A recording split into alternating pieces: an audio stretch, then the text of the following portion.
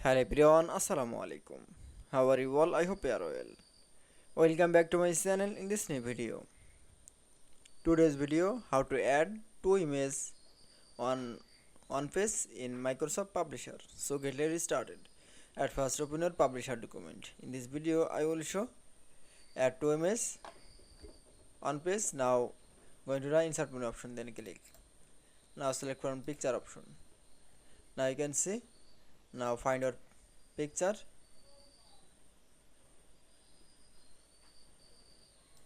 Now select, then select from two picture. Now select from first picture and keyboard press from control, then press from second picture. Now click for insert option. Now you can see two picture in the insert. Now first picture in the resize. Now second picture in the resize. Now you can see add two picture on page in publisher document is very easy.